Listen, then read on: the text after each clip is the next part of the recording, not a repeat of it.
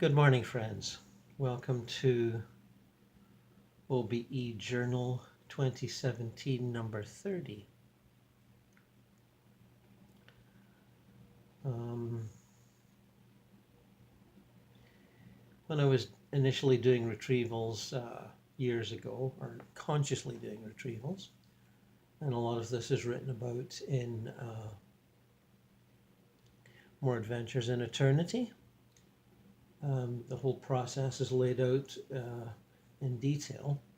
I found that a lot of what I was doing was not always.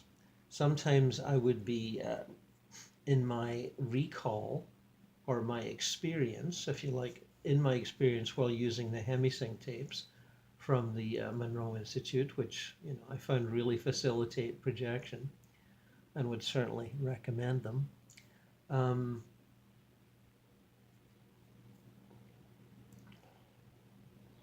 I found that sometimes what I was not actually doing a rescue or a retrieval in real time.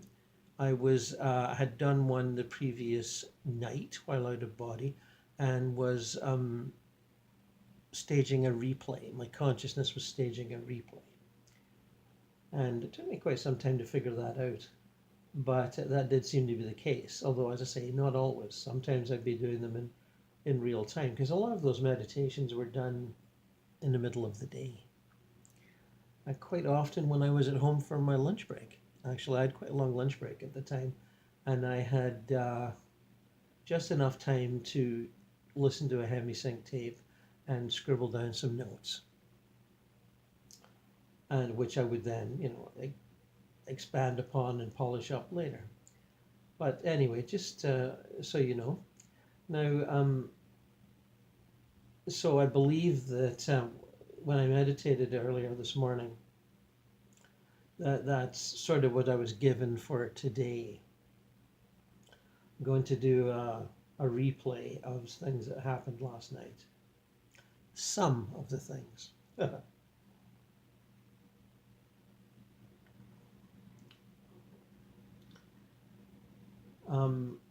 I managed to locate, with help of guides, one of the members of the geopolitical elite that some people call the globalists, some others call the Bilderbergers, some others call the one worlders, secret government. It's got a lot of tags, and they are people that are in the business and political hierarchy, well connected, and fairly far along on that ascent. And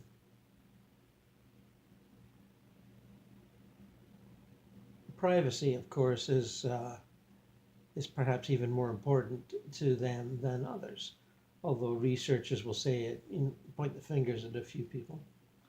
And they're often regarded as secret plotters, ruthless, pursuing their vision regardless of the welfare of others. So I thought it would be interesting to see now this is obviously, I'm talking to the soul of this person. I'm not talking to the earthbound personality.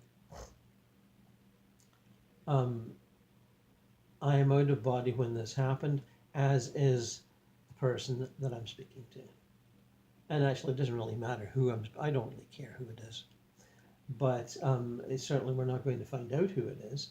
But it's somebody that's well connected in that group, and is party to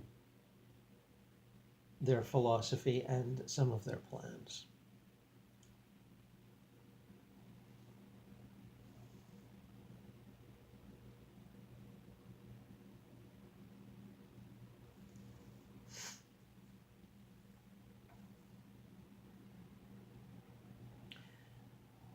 Yes, I am one of those behind the scenes plotters that our critics decry. I am one of those in the planetary elite, if you like. Uh, I am reasonably wealthy, but wealth is quite relative. I know many people who are much more wealthy than I am, but certainly I have enough wealth that I have no particular worries. I know people that have my level of wealth that are concerned about their stash and stashes in various offshore locations. It was not necessary for me or my family to do that.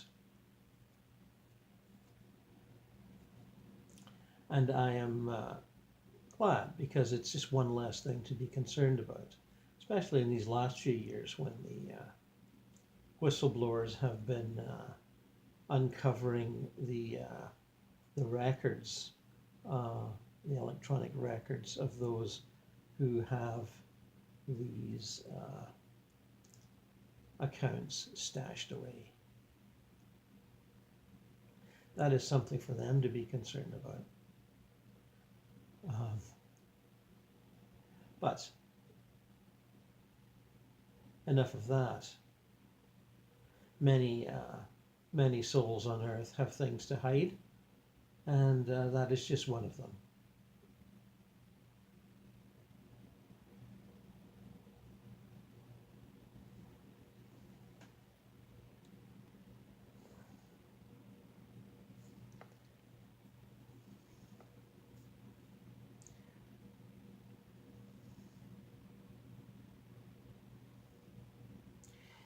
It is assumed by many amongst our critics, and we do follow at least I do, the effusions of our critics in books and on the internet. It is assumed that we have a master plan. I think that's rather an exaggeration. We have relationships and goals, but they are often stymied by various power groups within the loose organization, the loose affiliation, that disagree with each other on how these goals can be attained. And those disagreements can lead to distinct lack of progress on on a number of fronts. And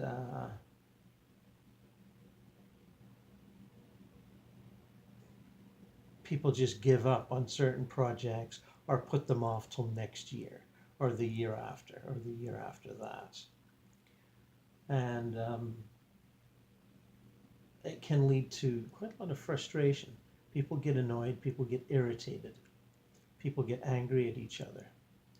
But there's an overall sense of creeping forward slowly toward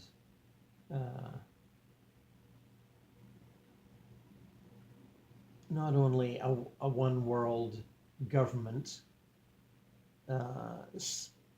not entirely unlike the United Nations, but with more oomph, more power, and a one world financial system, which I think is probably the easiest to attain. not as many people as some assume a one world religion. I think that is almost completely unattainable. I think the best we can do is have the religions, agree on some vague concept of divinity and God. I think beyond that, the ways of approaching God and worshiping Him or her will never be agreed upon. But that's just me. There's others who feel more positive about that. But I see religions as being one of the main reasons for dissension, disagreement, and war. And again, not everyone agrees with that. People say, some of my colleagues will argue that religions are just a cover for deeper motivations underneath, used by those in countries where religion is very, very important and must be in order to make any progress on their ambitions, must be used for recruitment, for all sorts of things.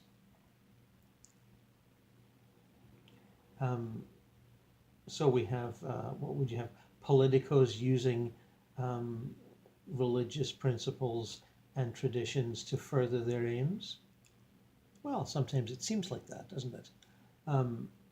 But I feel quite a lot of them are genuinely religious and feel that in order to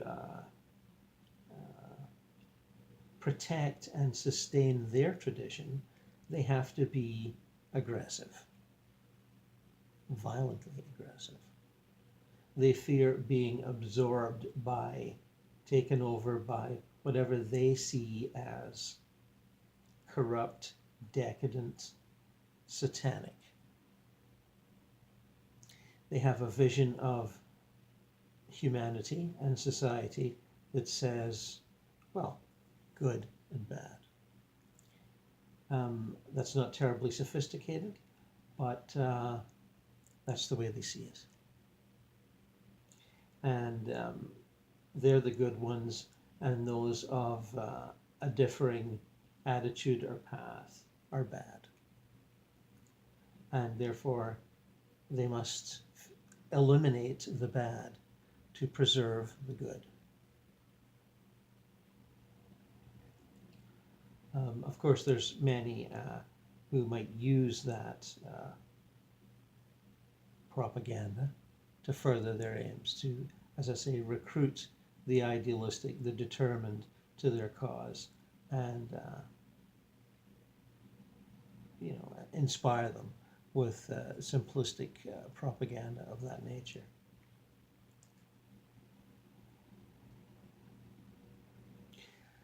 For example, we in the so-called globalist elite, at least, and I haven't met everyone, not by a long shot, tend to feel, just as many people do, many enlightened, educated people do, the plight of women in the third world has to be remedied. And a changing of hearts and minds must be pursued. We do not see the one world concept, the global society, coming about until that happens. And that may surprise you. You may think that we will tolerate that sort of a thing. And we don't. Now, we understand that implementing those ideals will be just as difficult in 50 years as it is now. But, well, maybe not quite as difficult, but, a struggle because of the entrenched attitudes of primitive societies, or at least primitive sectors of certain societies. Obviously, we can't lay the blame on an entire society. It's always those subgroups within the society or the religion. But we feel as strongly about the legal and moral emancipation of women and children as many of the rest of you.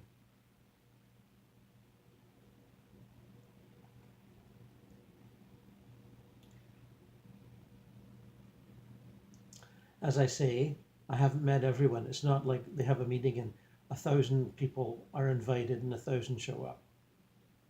It's not anywhere near that organized. Many subgroups meet fairly casually sometimes and discuss matters to do with, stock markets, banking, trading, production of all sorts of things, and food production, mineral extraction, etc., etc. And that's not really my particular specialty. I tend to be more involved with real estate. I understand how the real estate situation works, and I have, I'm one of those people who has holdings all over the place. My company has holdings, and but that's been a factor in my family for several generations, and I inherited much of that project from fathers and grandfathers, and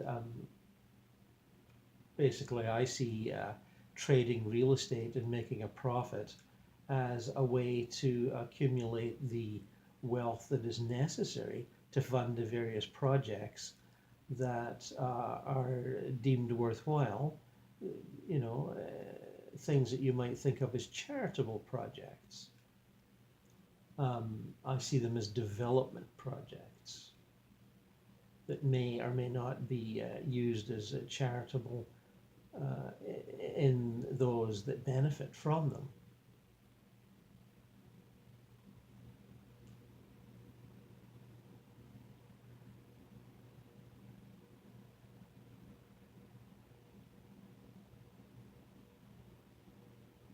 Certainly I have met people representing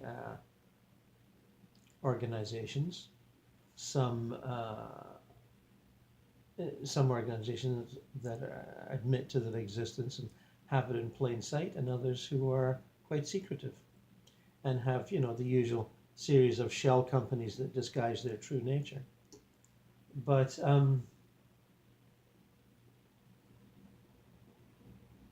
there are those amongst us who strike me as using the sophisticated language of trade deals and projects that will benefit humanity and the various societies involved as a cover for their own personal gain, corporate gain. It's very hard to pin down who's actively involved in that at the and those who use it, because everyone uses the language. Everyone uses the language of diplomacy and high level economic and political dealing in idealism. Nobody talks in a way like we're going to get those guys, or we're going to nail that sucker, or we're going to go there and take over. It's more a matter of how can we convince such and such in such and such a country that this is in their best interests. And if we can convince this corporation and that government, or that sector of that government, can we convince the others? Can they convince the others? Can they bring them around to our viewpoint? There's a lot of bringing people around to our viewpoint. And when you're doing that, you have to make various concessions to what they want. So like government and diplomacy all throughout history, it often boils down to a lot of complicated horse trading. Complicated horse trading that might take years to satisfy everyone involved. And then when it does satisfy everyone involved and deals are signed, the state of the world has shifted. And other negotiations have to be entered in on, and some of which have already been ongoing. So it is very complicated for those of us that are deeply involved. And I wouldn't say I'm deeply involved. I am involved, and my opinion is sought on a number of matters, and my presence is welcomed at any number of meetings, as I am seen as a deal maker, a peacemaker, one who can heal rifts sometimes, one who can be sociable, respectful, and let's face it, a lot of respect is required here.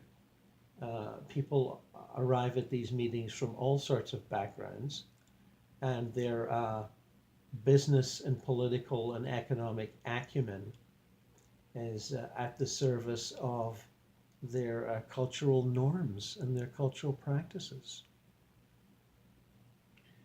No one likes to be slighted by, especially by representatives of the old colonial empires.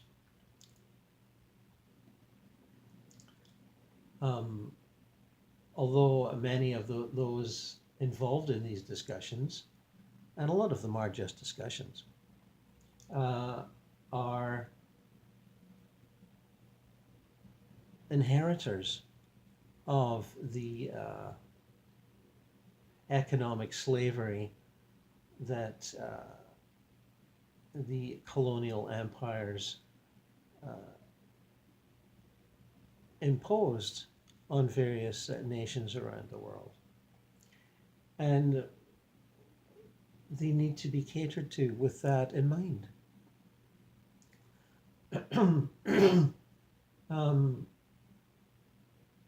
And some of them are not educated enough to see that empire building and the exploitation of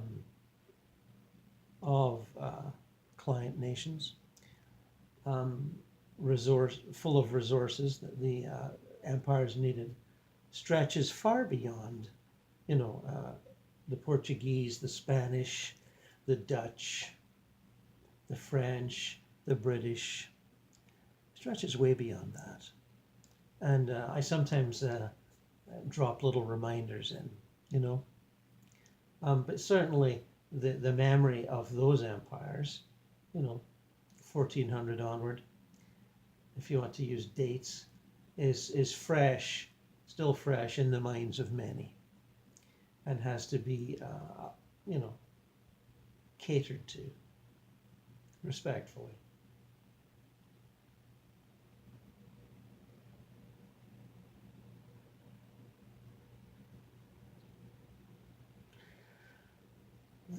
Another issue that we feel strongly about is the ending of slavery and all the human trafficking issues that result from that.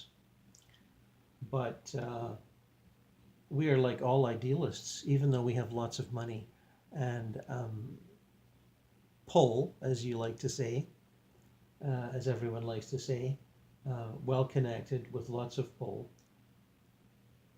We can't just end that human condition with roots so deep that I don't think they can fully be traced just by wishing it so. And any economic system that we develop will inevitably, with our efforts, we'll certainly have people at the top, in the middle, and at the bottom.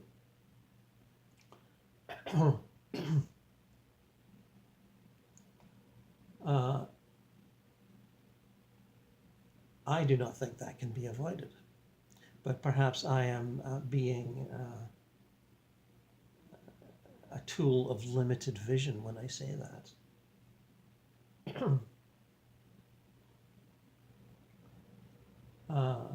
There are those amongst us who would argue that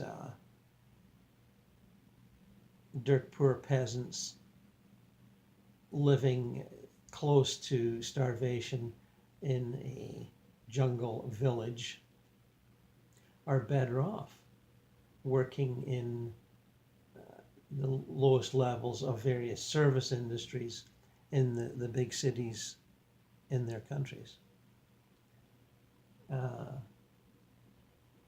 you know, sending money back, as many do, to their villages. And that's certainly the way it is for many millions. And I tend to agree with that. But then it can be seen as a self-serving argument, as the you know, multinationals tend to have you know, deep roots that go down to that level of service industries in big cities, and it's in their interests to keep that going. And that is undoubtedly true, but I would counter argue that every economic activity, large or small, has deep roots that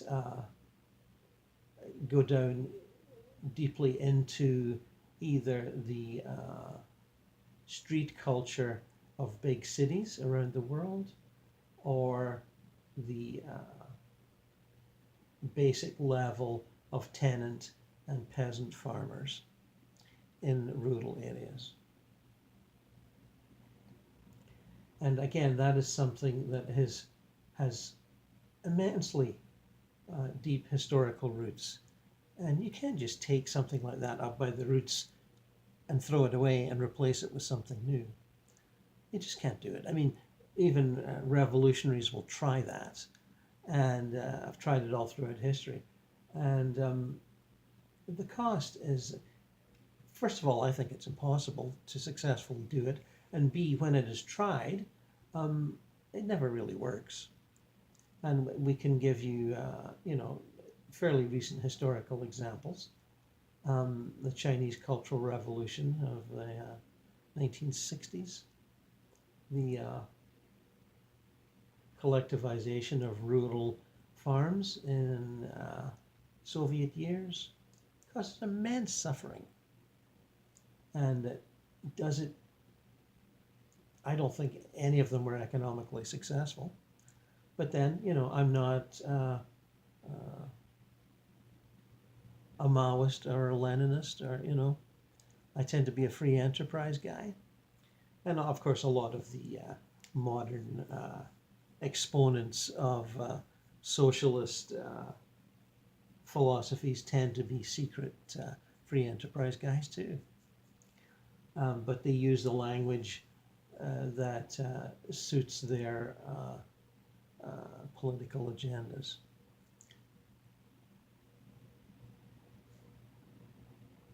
So we have amongst us many shades of opinion.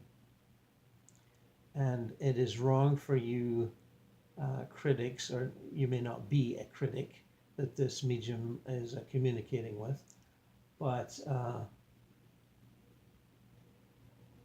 it's wrong to assume that we are all of one you know, ambition, one goal. It's much more complex than that.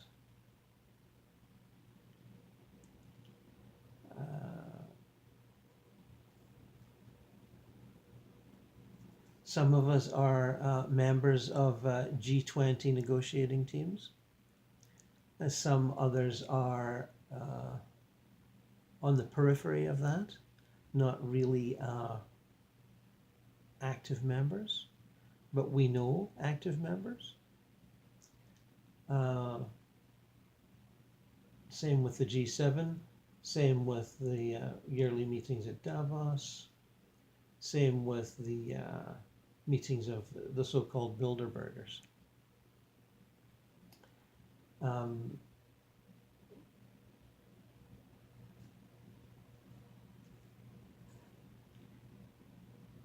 I would certainly underline that. It's much more the interrelationships and sub relationships below the interrelationships are immensely complicated.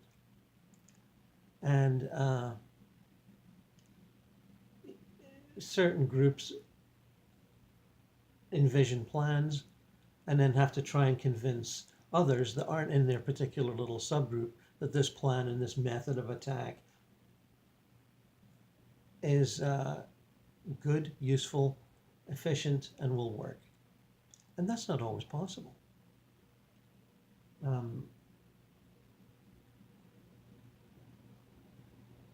Resolving the situation, to give a recent example, resolving the situation in Syria seemed to be not nearly as complicated to me personally as it turned out.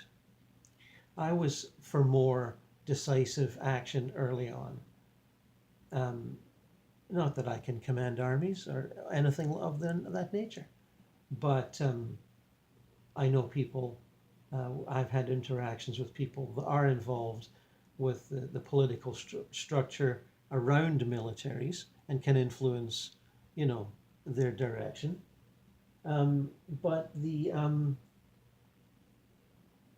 the goals of countries such as Russia and America and the various European players were not running parallel.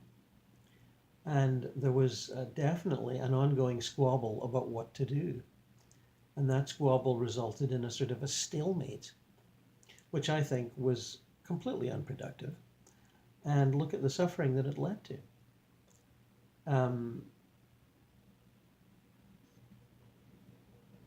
There was definitely a sense of, oh no, not another Iraq or another Afghanistan. But beyond that, there was much squabbling about what to do. And not that I was involved in it. I'm not that high up. I'm definitely a lower rung participant. And I can make suggestions to a number of people. I can discuss things over dinner, and my ideas are listened to politely and shared with others' ideas. And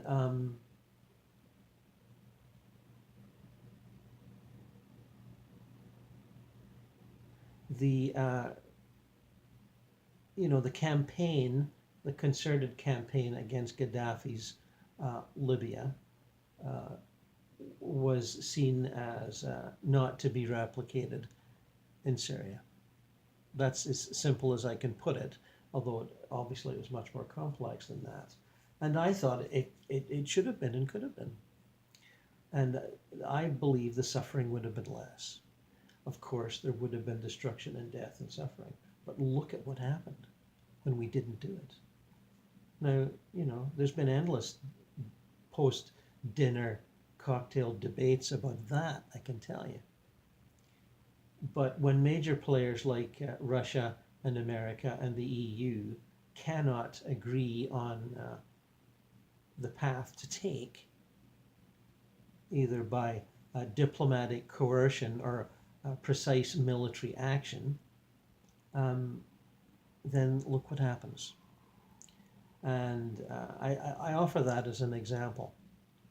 And I know you will read various opinion pieces in the respected newspapers of the world by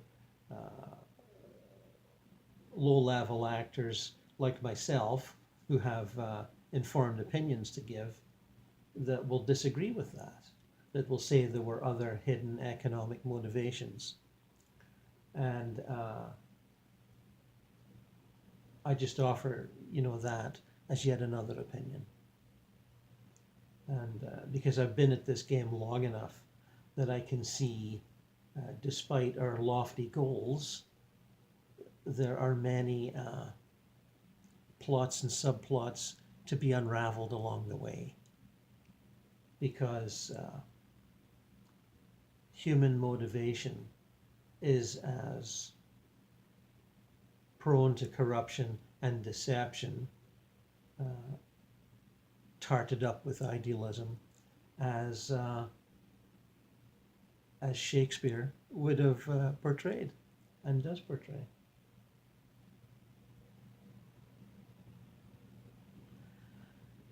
So keep bashing us, if you will. We have decided, we have decided implies that we all went to the same meeting and agreed, and that's not the case. But it seems to be the general consensus that we cannot avoid destructive criticism and parades in the streets with placards and window-breaking anarchists. We don't approve of such activity, and we cannot see how we can accede to the sort of ultra-democratic wishes of the crowd. Are we going to have a large meeting in some large concert hall, or some hockey arena, or some football field, where 10,000 people get to have their opinions expressed? Are we? Is that even feasible? I don't think so. I mean, it sounds like just a circus to me. And at some point, the notions, the dearly held notions of democracy and citizens contributing in a meaningful way has to be reconciled with the forward motion of economic and political activity. And personally, I don't see how that can be accomplished if we have thousands of people participating in every meeting, as opposed to, 10, 50, maybe even 100. As you know, for every head of state that attends a G20, there's a team behind them of policymakers and assistants, and just general note takers and gophers, and that is necessary. These things cannot function without backup teams, and believe me, that's complicated enough. And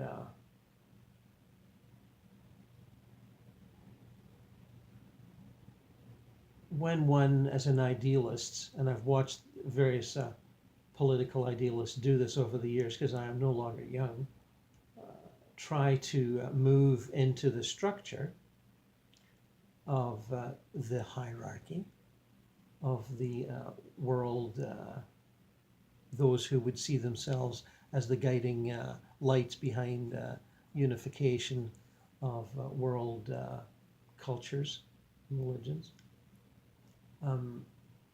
One slowly becomes like the enemy one perceived as the powerless idealist.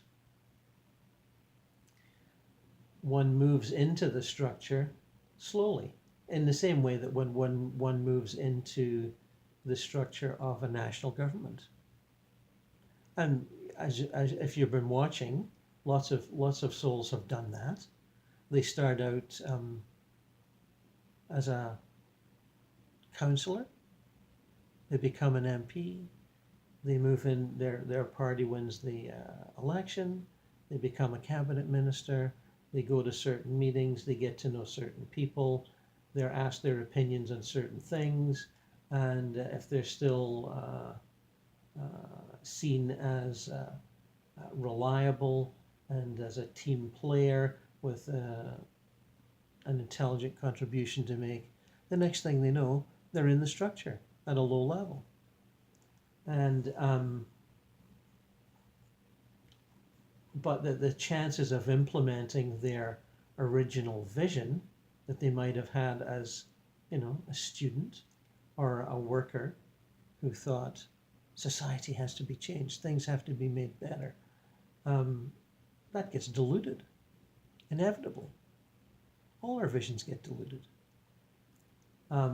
You will think, but there are those in the corporations and the elite families who never started off that way. Well, and that's true. There are some, especially in the banking families and the political families, who have been, in the game for generations, for far longer than decades, centuries. And they have adopted certain values from childhood, just as the rest of you have. And they're members of a team that has a set of rules and regulations that were established long before they arrived. And they have to play to those rules. And even the sort of innovators and radicals within those families and groups have a heck of a time convincing even their brothers and sisters. A well-known example is Lawrence Rockefeller. Maybe not well-known, but he was a bit of a radical and was interested in certain issues that others saw as areas of no-go. Don't uncover that rock. Don't let that ghost out of the closet. And such things go on all the time.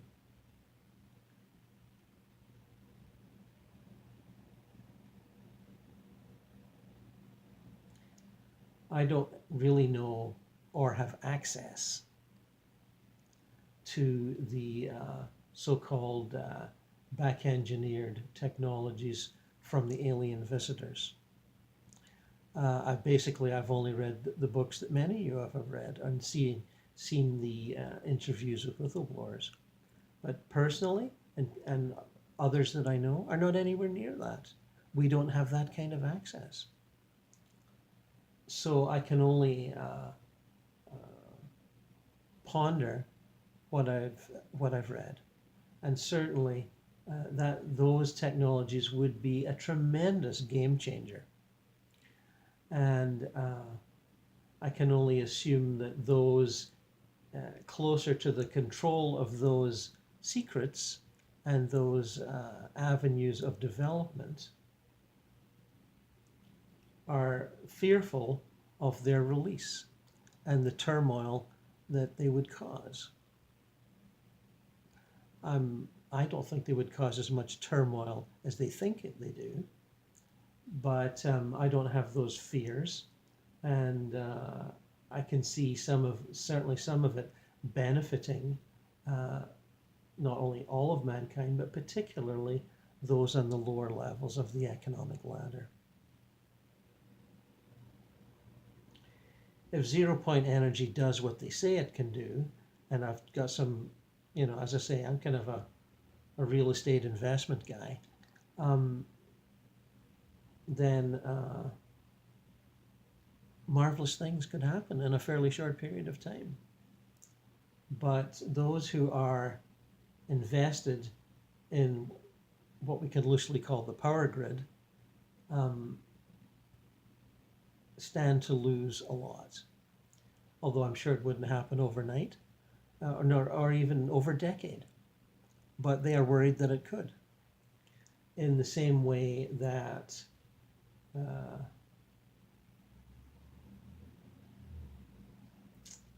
if I can use the principle of designer labels and knockoffs, these zero-point energy devices, if they can be manufactured for a consumer level of affordability, then we can be sure that within a year or so, there will be knockoffs that will be much cheaper and maybe not work quite as well, maybe break down fairly quickly,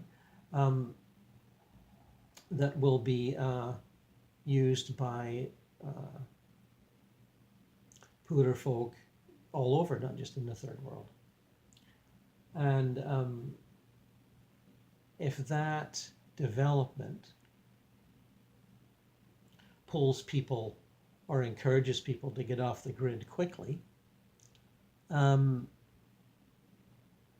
for the basic goal of saving money, then that could, disrupt the system in a severe manner. And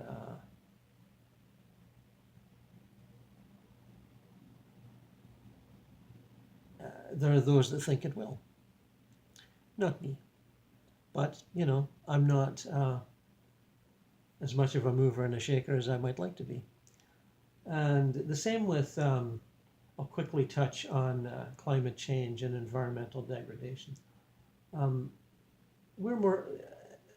Globalists are just as concerned about that as environmentalists. We're not quite as hysterical, but we know the developments. And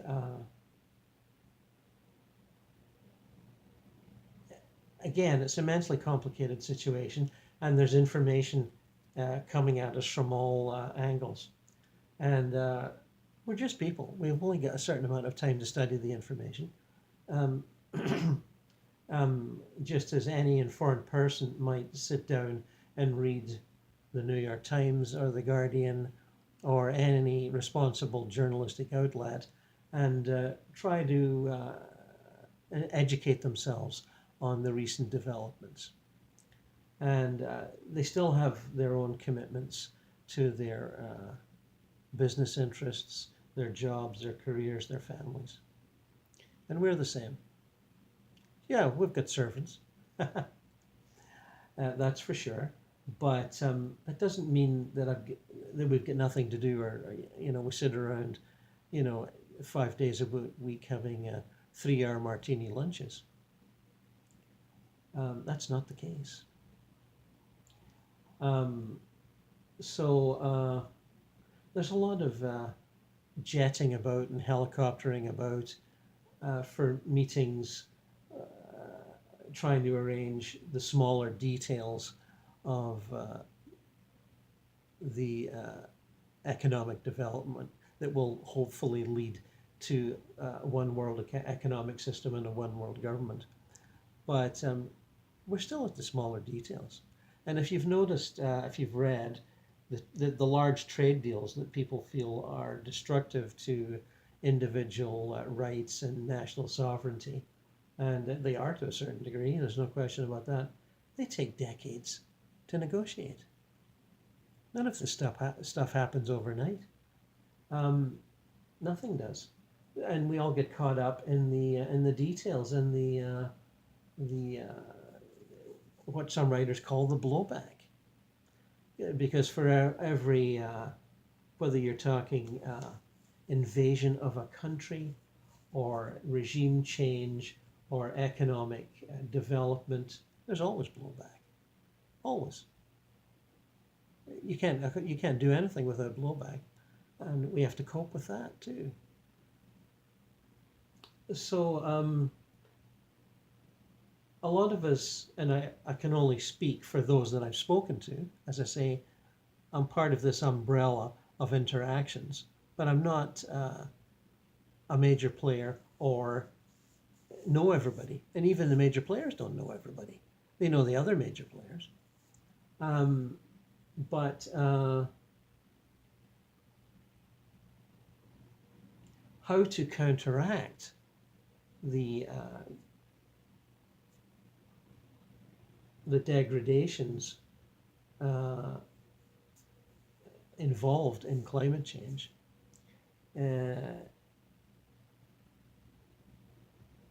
while it has its practical level, it's also quite mysterious and mystical. The scientists, I believe, in order to maintain their position, speak more positively and confidently than they really are. I think a lot of it puzzles them too. And perhaps I'm just invoking the ancient myth of Mother Nature and her wild and unruly ways. But and perhaps I'm stuck at that perception and that belief system, and I tend to feel, I think, that Mother Nature will do as she wishes, regardless of what we do or do not do. And we are faced with reacting as we react to volcanoes and tornadoes and forest fires. Certainly some forest fires are caused by human stupidity, but others are caused by lightning. And we're going to control lightning. Now, I know from my reading that some of the political radicals and critics believe that we are controlling the weather, or some of us within the military-industrial complex are controlling the weather, and there are things that are attempts at modifying weather conditions. But I can tell you they're not always 100% successful, not by any means. So understand that much is happening on this front, on these fronts, but a lot of it is the result of a debate that arises out of a squabble. And much of it is guessing in the dark. And I don't think any of that can be changed, not immediately or not even at length. But that's my view of human nature, and I don't think it's that negative a view. I think it's quite a realistic view. But I understand that many would disagree. But that again is the nature of human society: disagreement, personal opinions, and the inevitable, I would say, not years, but decades of horse trading that has to be done in order to accomplish anything. And when something is accomplished, some agreement, some development, it's often too late. And yes, we do laugh about such things at dinner. And we wonder, is our activity even useful? But we sort of plod on and try to accomplish something. We have to feel that what we do is of some significance, just like the rest of you. And amongst us there are those who have sufficient ego to be always convinced that what they're doing is of significance, and others of us, like myself, who have either not accessed that level of ego or have diminished it with self-observation, who feel that, we're not really accomplishing that much. We're merely guiding an ocean liner, trying to avoid storms. Anyway, some of you may feel I'm merely trying to humanize the nastiness of people like myself and the self-centered, selfish acquisitiveness of corporations and economic entities. And you may be right. But again, it's different agendas, different cultures,